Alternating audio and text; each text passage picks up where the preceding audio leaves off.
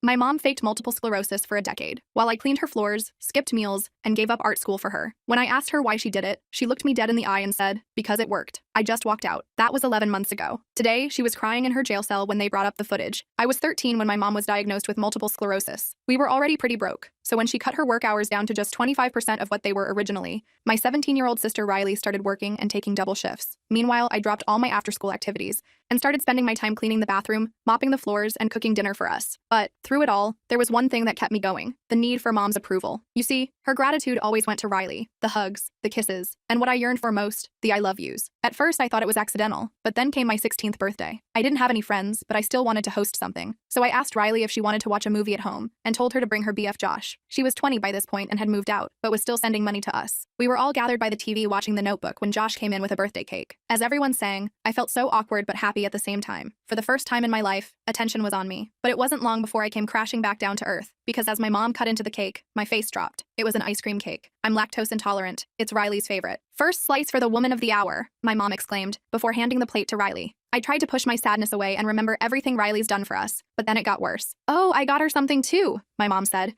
before taking out a basket filled with Riley's favorite candy. My mouth went completely dry and I started zoning out, so I quietly retreated to my bedroom. Not because I was mad, but because I didn't want them to see me cry. Not even 5 minutes later, I could hear Riley helping mom go up the stairs. My heart fluttered. Were they actually checking in on me? "You need to be more grateful for your sister Lily," my mom said, opening my door. At this point, it was just her in the room, so I popped the question I'd been waiting to ask since I was a child. "Mom, why do you never compliment me? Why do you never give me attention?" There was a long pause and my mom sighed. "Honey, if you can't appreciate Riley, then you need to leave." Well, you know the cliche, "My life flashed before my eyes," people always use. Turns out death isn't a requirement for that experience, because at that moment I remembered everything. The crying on the kitchen floor from how tired I was every night. The dinners I made for her and Riley while I went to sleep hungry. When she couldn't afford to send me to a $1,000 a year art school, but then bought Riley a $2,000 laptop that same month. The thank yous I never got. You know what, Mom? You're right. I know she was probably just bluffing, but I was done. Her mouth opened slightly, and I started shoving all my stuff into plastic bin bags. Deep down, I was fighting back tears, but she didn't need to know that. Honestly, it wouldn't have taken much for me to stay. But instead of saying sorry, that she loved me, or even just a simple "my bad," she just staggered out.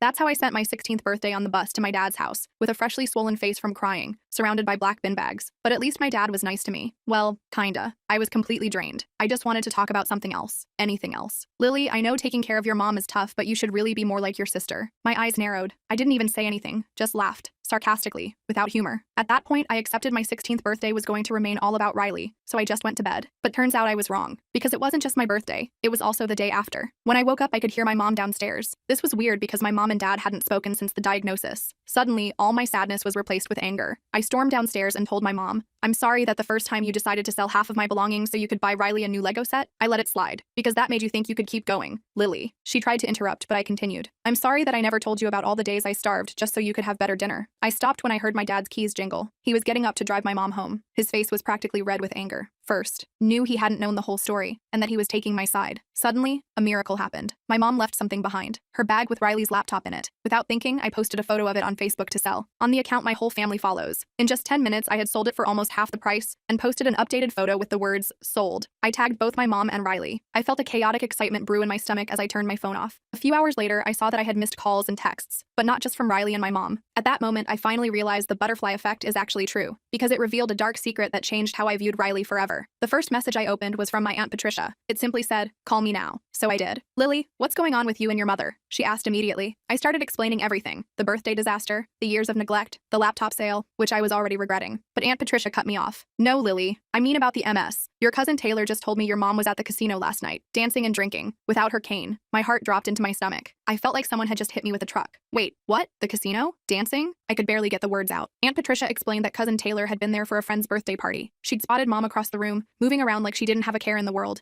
Not a cane or walker in sight, not a hint of fatigue or any symptom at all. According to Taylor, mom had been laughing freely, drinking cocktails, and even spent nearly an hour on the dance floor without any signs of the debilitating condition she claimed to suffer from daily. "Are you sure it was her?" I asked, but I already knew the answer. Deep down, I think I had always suspected something wasn't quite right with mom's illness. I thanked Aunt Patricia and hung up, my mind racing. The pieces started falling into place like a sick jigsaw puzzle. The way mom always seemed to have more energy when Riley was around. How her symptoms mysteriously worsened whenever I questioned anything. How she'd never let me come to doctor appointments, always saying it was too stressful for me to handle. There were all these little inconsistencies that I had dismissed over the years, choosing to believe her rather than trust my own observations. I called Riley right away, not even thinking about the laptop anymore. "Before you yell at me about the laptop, I need to tell you something important," I said quickly when she answered. "What could possibly be more important than you selling my property?" Riley snapped, her voice sharp with anger. I told her what Aunt Patricia had just told me. There was silence on the other end of the line, stretching uncomfortably long. "That's ridiculous," Riley finally said, but her voice wavered. "Taylor must have seen someone else who looks like Mom." I could tell she didn't fully believe what she was saying. This was big, even for Riley, who had always defended Mom no matter what. "Riley, think about it. Have you ever seen any of Mom's medical records? Have you ever spoken to her doctors? Has anyone ever confirmed her diagnosis besides Mom herself?" More silence. Then I heard Riley exhale shakily. "I'll look into it," she said before hanging up. I sat there staring at my phone, feeling numb. If Mom had been faking her illness this whole time, what did that mean? Why would she do that? I thought about all the sacrifices we'd made. Riley working double shifts, me becoming a live-in maid, all the money people had donated over the years for her treatments, the fundraisers organized by well-meaning friends and church members, the countless hours of my childhood spent caring for someone who might not have needed care at all. My dad came home a couple hours later looking exhausted. I couldn't wait any longer. I had to tell someone. "Dad, I think Mom's been faking her MS," I blurted out as soon as he walked in the door. He froze mid-step, then slowly turned to look at me. The color drained from his face. "What did you just say?" I repeated what Aunt Patricia had told me. Instead of dismissing it immediately like I expected, my dad sat down heavily at the kitchen table and put his head in his hands. "Oh God," he whispered. That's when I realized he wasn't surprised. "Not really. You suspected something, didn't you?" I asked, my voice rising. "All this time?" Dad explained that he'd had doubts for years. That's part of why they split up. He'd tried to get Mom to see different doctors, to get second opinions, but she always refused. When he pushed too hard, she threatened to take us kids away, where he'd never see us again. "So you just left us with her?" I couldn't believe what I was hearing. "I tried to get custody of you girls," he said, "but your mom convinced the courts she needed you because of her condition, and you both seemed to believe her so completely. I thought maybe I was the crazy one." I felt like my whole world was imploding. The next few days passed in a blur. Riley called to tell me she'd gone through Mom's medicine cabinet and found tons of bottles with labels ripped off. She'd also checked Mom's calendar and found no record of all these doctor appointments she supposedly had. But the real smoking gun came from Josh, Riley's boyfriend. His aunt worked at the hospital where Mom claimed to get her treatments. He asked his aunt to check if Mom had ever been seen there for MS. Nothing. Not a single record. Riley showed up at Dad's place the next morning,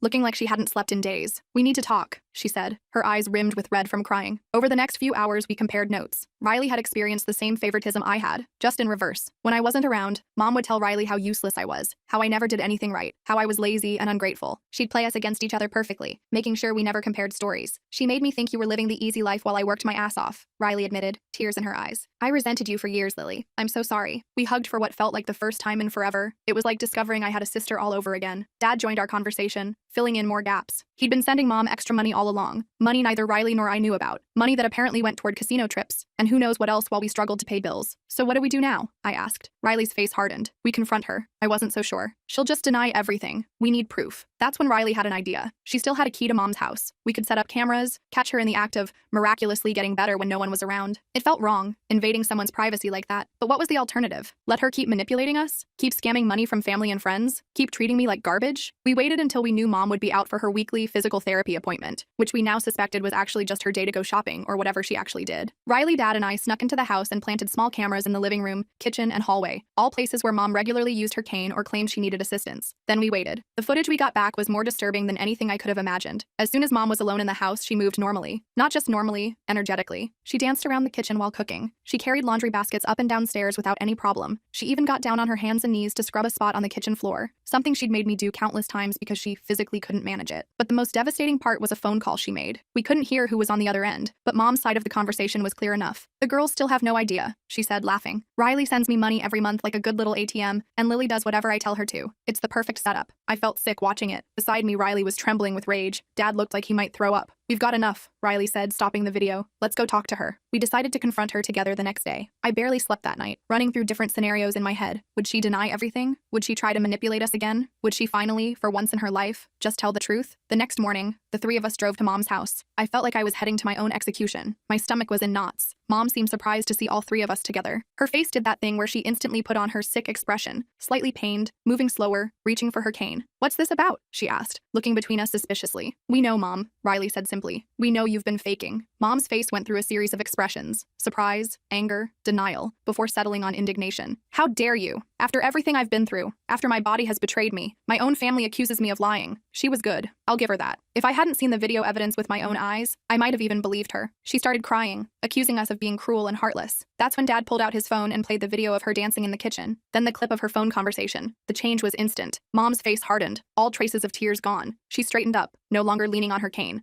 Fine, she spat. You caught me. So what? I couldn't believe the coldness in her voice. This wasn't the mother I had known, or thought I had known, my whole life. Why? I asked, my voice barely above a whisper. Why would you do this to us? Mom looked at me like I was stupid. Do you know how much attention and money I've gotten from this? People feel sorry for me. They help me. They admire my bravery. It's better than working 2 jobs just to scrape by. What about us? Riley demanded. I worked myself to exhaustion for years. Lily gave up her entire childhood to take care of you. Mom just shrugged. That was your choice. I didn't force you to do anything. But she had. Through manipulation, through guilt, through playing us against each other. She'd forced us into roles that served her needs while disregarding ours completely. You made Lily think I was the favorite, Riley said, her voice shaking. And you made me think she was lazy and useless. You turned us against each other. Mom didn't even deny it. It worked, didn't it? Kept you both busy, kept the attention off what I was doing. I stood there trying to process the fact that my mother, the person who was supposed to love and protect me, had deliberately caused me pain for years, had watched me cry, had watched me struggle, and had felt nothing but satisfaction that her plan was working. We want the money back, Dad said firmly. All of it. What you took from me, what Riley sent you, the donations from family and friends, all of it. Mom laughed in his face. Good luck proving anything. It's your word against mine. Who do you think people will believe? The poor sick single mother or the ex-husband who abandoned his family? But she was wrong. We had the videos. We had her confession. And as Riley pointed out, we had something else. All the medical records that didn't exist. The doctor appointments that never happened. The treatments that were never received. You committed fraud, Mom, Riley said. That's a crime. For the first time, I saw fear flash across Mom's face. She hadn't thought about that part. You wouldn't turn in your own mother, she said, but she didn't sound so confident anymore. Watch us, Riley replied. We left her standing there, frozen in her own living room. As we walked out, I felt a strange mix of emotions: anger, relief, sadness, but most of all, a weird sense of freedom. The weight of taking care of someone who didn't appreciate me, who didn't even need my care, was finally lifted. Over the next few weeks, things moved quickly. We reported Mom to the police for fraud. We reached out to family members and friends who had donated money over the years, showing them the evidence we had gathered. Most were shocked. Some didn't believe us at first, but the evidence was hard to deny. Mom tried to turn people against us. She claimed we were lying, that we were trying to hurt her because we were selfish and cruel. Some people fell for it, but most didn't. The truth was too clear. The hardest part was dealing with my own feelings. Some days I hated her for what she'd done. Other days I missed the mom I thought I had, even though that person never really existed. I started seeing a therapist, which helped a lot. I learned that what Mom had done was a form of abuse, that it wasn't my fault, that I deserved better. Riley and I grew closer than we ever had been. We talked about everything: our childhood, the ways Mom had manipulated us, our hopes for the future. For the first time, I felt like I had a real sister, not just a competitor for Mom's affection. I moved in with Dad permanently, and we started rebuilding our relationship too. He apologized over and over for not fighting harder for custody,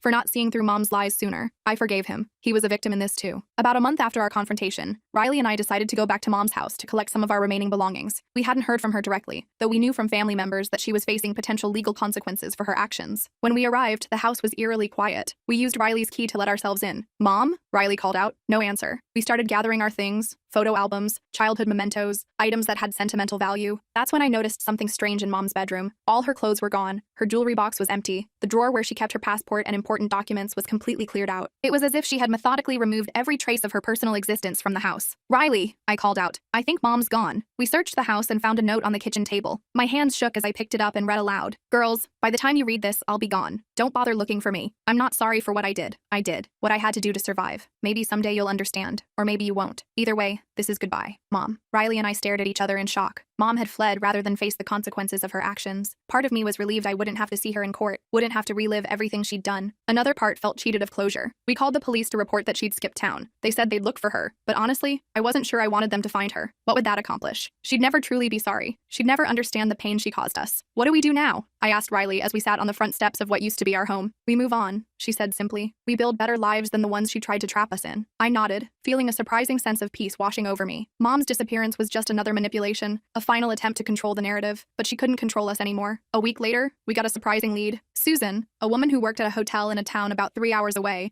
had seen our story on a local news segment. She recognized Mom as a recent guest who'd paid cash and used a fake name. By the time police checked it out, Mom was gone again, but she'd left something behind: a journal. The police gave it to us after determining it wasn't evidence they needed. Reading it was like peering into the mind of a stranger. Mom detailed her elaborate scheme: how she'd researched MS symptoms, how she'd practiced her sick act, how she'd manipulated doctors into giving her prescriptions without a proper diagnosis. She wrote about how easy it was to fool everyone, how she enjoyed the attention, and she wrote about us, how she deliberately played us against each other to keep us busy and distracted, how she resented us for trapping her in motherhood when she'd rather have been free to do whatever she wanted. The coldness of her words was shocking, but there was something else in those pages too. Evidence. Names of doctors she'd deceived, account numbers where she'd hidden money, details about other scams she'd run before the MS lie. It was like she was proudly documenting her crimes, never expecting anyone else would read it. We turned the journal over to Linda, the detective handling Mom's case. She said it was a gold mine of evidence that would make their case much stronger when they found her, if they found her. As spring turned to summer, I gradually stopped checking for updates on Mom's case. I focused instead on healing, on rebuilding my relationship with Riley and Dad, on figuring out who I was outside of being the caretaker. I went back to school, made some real friends for the first time in years. I even signed up for an art class at the community center, something I'd always wanted to do but never had time for when I was taking care of Mom. One evening, as I was working on a painting in Dad's garage that I'd converted into a makeshift studio,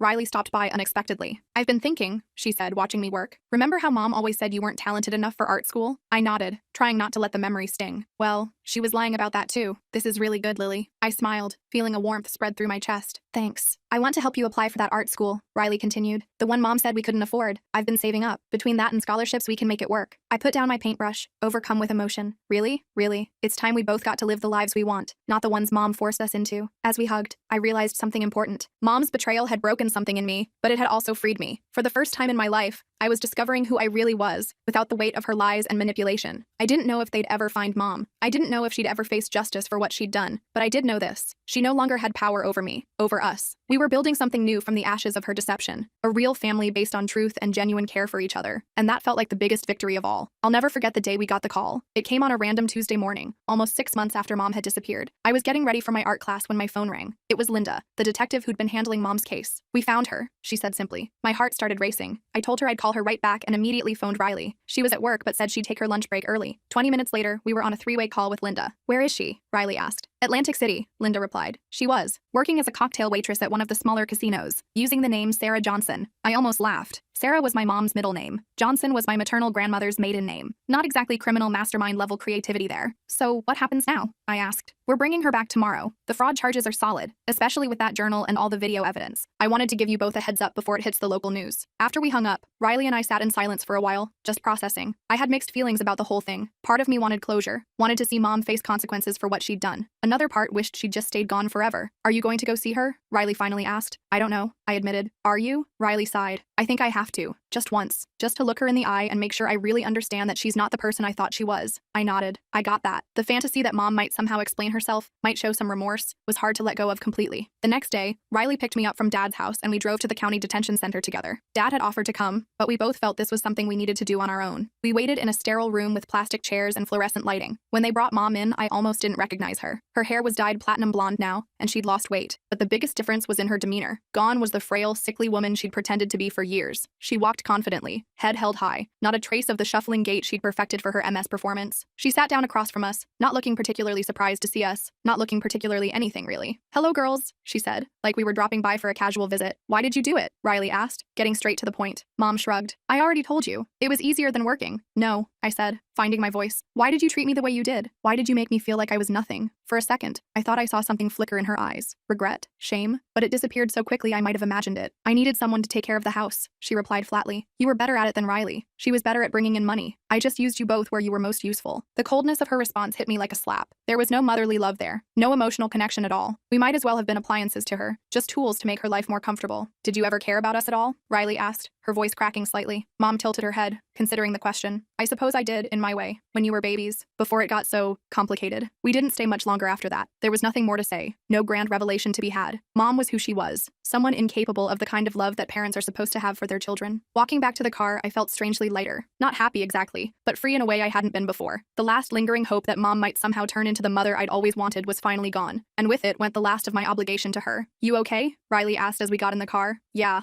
I said, surprised to find it was true. "I actually am." Over the next few months, life settled into a new kind of normal. Mom's trial was quick and decisive. The evidence against her was overwhelming. She was sentenced to 5 years for fraud, with the possibility of parole after 3. Riley and I didn't attend the sentencing. We'd said our goodbyes in that detention center. Dad helped me apply to art schools, and to my shock, I got accepted to my dream program with a partial scholarship. Between that, Dad's help, and the money Riley insisted on contributing, I could actually go. For the first time in my life, I was pursuing something just for me, not to earn mom's approval or to keep the household running, but because I loved it and wanted to see where it could take me. Riley and Josh got engaged that summer. She asked me to be her maid of honor, which made me cry like a baby when she asked. The wedding planning brought us even closer. We'd text each other ridiculous dress ideas and joke about whether we should send mom an invitation to the prison. Dark humor became our way of processing everything that had happened. That fall, I moved into my dorm at art school. Dad helped me settle in, hanging some of my paintings on the walls and making sure I had everything I needed. As he was leaving, he gave me a long hug. "I'm so proud of you, Lily," he said. "I know it doesn't make up for everything, but I want you to know that." It meant more than I could express. After years of invisibility, being seen and valued was still something I was getting used to. My roommate Taylor turned out to be awesome, a photography major with a wicked sense of humor who didn't mind my occasional nightmares, or the days when memories hit me hard and I needed to be alone. I told her about mom early on, wanting to get ahead of any weird behavior on my part. Instead of being freaked out, she shared that her dad had been emotionally abusive, so she kind of got it. It was the first time I'd met someone my age who understood what it was like to have a parent who didn't love you properly. Around Christmas, a strange thing happened. I got a letter from mom. I almost threw it away without opening it, but curiosity got the better of me. Inside was a short note and a small key. "This opens a safety deposit box at First National Bank in our old town," the note read. "What's inside belongs to you. I should have given it to you years ago." There was no apology, no explanation, just her signature at the bottom. I called Riley right away, and she drove down from her place to pick me up the next day. Together we went to the bank. The manager took us to a private room and left us alone with the small metal box that the key had opened. Inside was over $30,000 in cash, along with a stack of old photographs I'd never seen before. They were pictures of me as a baby and toddler, with mom looking genuinely happy as she held me. There were crayon drawings I'd made as a child, report cards with good grades circled in red pen, even a lock of my baby hair tied with a ribbon, things a normal mother would treasure. At the bottom of the box was another note. "This is your college fund. I've been adding to it since you were born. I never spent it, even when times were tough. The rest are things I saved when you were little, before I changed. I don't expect forgiveness. Just know that there was a time when I was a real mother to you." Riley and I sat there in shock, trying to process this glimpse of the woman mom might have been once, or could have been,